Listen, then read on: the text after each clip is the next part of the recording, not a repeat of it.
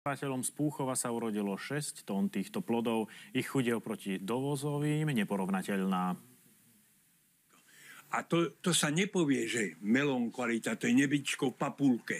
Melónové pole pri Púchove je najsevernejšie položeným poľom u nás. Pestovatelia zariskovali a vysadili 270 sadeníc. Dočkali sa štedrej úrody. A až do poslednej chvíľky sme mysleli, že to pestovanie bude prepadák, ale keď naozaj človek ide po tom poli, tak tie melóny sú všetky skryté vo vnútri pod tými listami a doslova človek ho nezakopáva, až potom vidí, koľko tam tých melónov naozaj je. Melóny zasadil pestovateľ z Púchova koncom mája. Na to, aby vyrástli a dozreli, potrebujú zhruba 60 dní.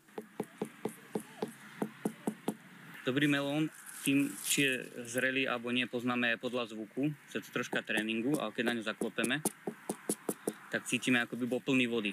Žlté a červené melóny zberajú každé ráno a tak sú stále čerstvé. Ide o menšie odrody s tenkou šupkou o veľkosti asi 5 kg.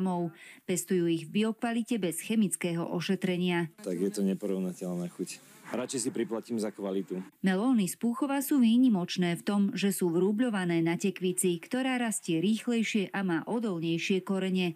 Plody dozrievajú počas teplých nocí, potrebujú veľa vody. Tento rok sme za 2 mesiace pestovania melónov minuli približne 80 000 litrov vody. Teplomilným plodinám sa na hornom považi darí aj kvôli klimatickým zmenám a otepľovaniu.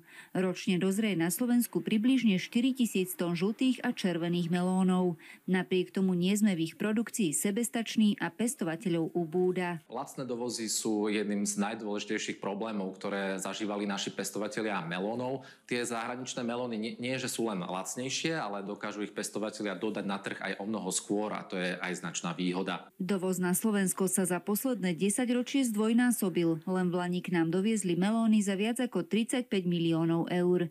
Anna Mazreku, TA3.